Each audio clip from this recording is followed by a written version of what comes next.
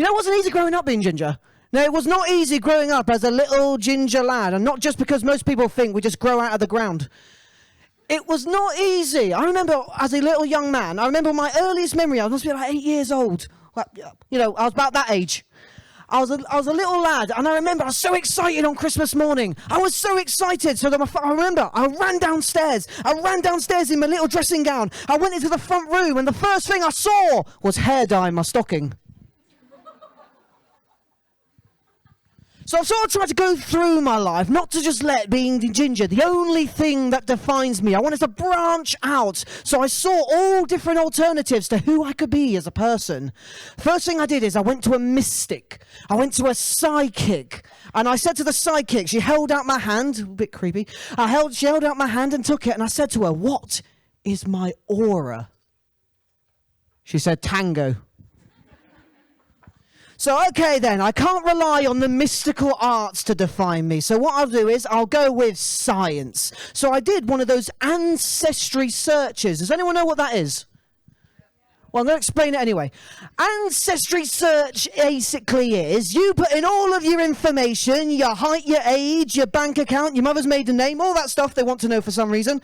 You put in all of that and they tell you things about from your lineage and all that down your family line you never even knew about. So I did all that. Gave them all of my information. All my money disappeared from my bank, unrelated. And a few weeks later, I got all the results back, and I'll share this with you. That's a little bit embarrassing. I'll share this with you. I am, in fact, the descendant of a legendary Jaffa cake. Which I think maybe means I might have once been Scottish, because apparently my last name was McVitie's. I love that. I love that noise. Make that noise again. Go, "Aww." The reason I love that noise is because that excerpt is from one of my comedy shows, and I like to call it, it's called Painfully Funny, and the reason I call it Painfully Funny is because I love that sound of a painful laugh. Ah! Here's another example. Basically, like I said, that didn't work out for me, and I thought to myself, why can't I just define myself? So I thought, you know what I like to do? I like to wear black a lot. I love to wear black, and part of me feels this. It's maybe just because I secretly wish I was a licorice allsort. Maybe that could be something about myself, but not really. I know, right? They don't let us in the same room these days. We've been underground ever since, burying with the moles. Alpha code 42. It's an inside joke. But no, a lot of things have been happening for me in my life, and a lot of things have been very different. I'm sorry if I didn't come off as the most cheerful person in the world. I've been trying to fight crime recently, and it's not been going too well. Well, it didn't help during the pandemic. There was no crime on the streets. I had nothing to do. But I think where I'm starting to go wrong is I keep getting the absolute muck kicked out of me, and I think I've figured out where I'm going wrong. It's because I go out into the street with a suit of armour made from baps, and I have 2 French baguettes as weapons, and I call myself the gingerbread man. There it is. There's that sound. I feed on that like Pennywise. Ah! I love it. But no, actually, I'm a lot older now. You might not believe it. I'm 27. 20, I know. My 30s are coming up behind me like I'm the naked swimmer at the start of Jaws. Turning 30, turning 30, 30, 30, 30, 30. No! So I've advanced a lot more in my life in the last few years, sort of thing. I'm engaged. Thank you. I am engaged, and it's a jarring experience. I've been engaged for a little while now, and to be honest, when I first got engaged, my friends would come up to me and they'd ask me, how does it feel? How does it feel to be engaged? Like, how does it feel to agree to, spend the rest of your life with someone? What does it feel like to agree to that? And I thought about it for a little while, and then I came back to them and I said, have you ever clicked on accept on terms and conditions without reading it? But no, it got to that point where I had to get engaged. It got to that point now I had to get engaged because my missus, she was starting to drop those subtle hints. You know, ladies are. They're really shrewd, really cunning. They drop those little subtle hints to sort of get you to the idea of where it's going. So one morning we'd be having breakfast. We'd be sitting down for breakfast. I'd be in my dressing gown having some cornflakes. She'd be sat across from me wearing a wedding dress. Just those little subtle hints. But don't get the wrong idea about my partner. She's an incredibly intelligent woman. Incredibly, very cunning, can play me like an absolute fiddle. Because it also got to the point where she started planting little ideas in my head.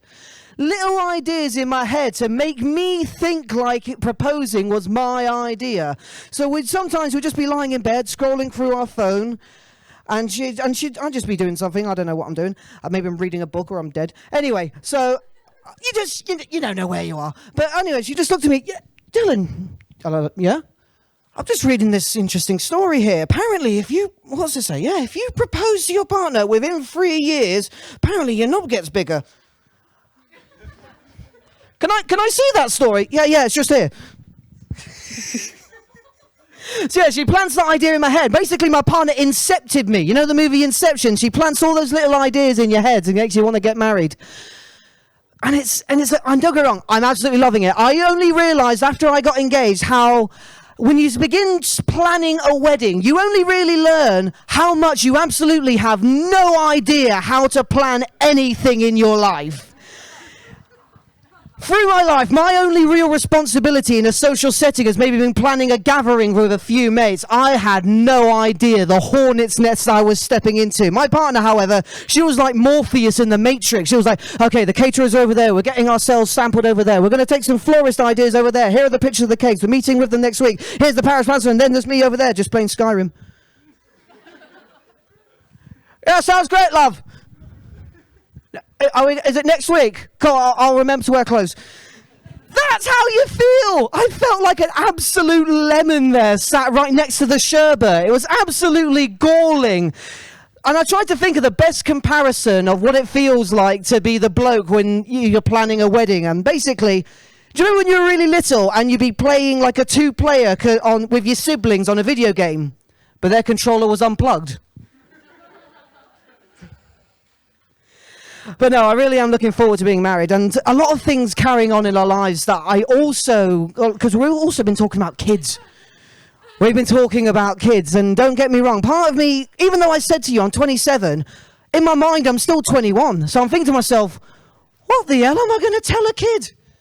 I have no idea. I don't know anything. All I've done so far is just faff around and play video games. What am I going to tell a little kid looking up to me with wide eyes, hope for the future, and all I can say is never buy DLC on day 1. Watch out for the snakes on level 2. See you at dinner. I have no idea what I'm going to tell this little guy. I just hope that I don't mess him up or something, so I'm not on a documentary on Channel 4 saying, he was such a nice boy. This is next week. I want to post about it. But no, with everything coming to a close now, I really am absolutely looking forward to getting out there, doing more gigs. Absolutely amazing talent coming on there tonight, and I'm really feeling privileged to be a part of all of that. It really is absolutely fantastic. I'm not walking off yet. Who clapped? Yeah, all right, Dylan, thanks. Yeah, thanks. Turn the music off. I'm still talking. Where's the shepherd's crook?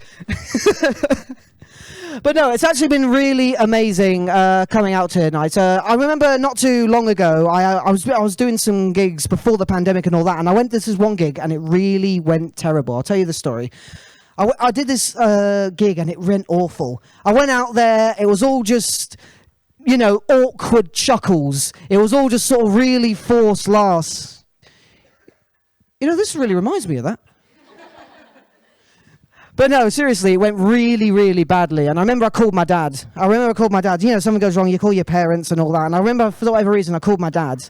And he's a big old comedy buff and all that sort of thing. He knows, like, Tommy Cooper and Roy to Be Round. He knows all the classics. So being a comedian, I'd always go to my dad and all that. And I'd tell him, Dad, I just had the worst gig of my life. It was absolutely terrible. It just completely destroyed. And I really don't know how I feel about going forward. I keep doing this work. I think it kind of broke me. And my dad said, Dylan, stop right there. Stop right there. Listen to me, my son. If you can go out there and just make one person laugh, you're shit.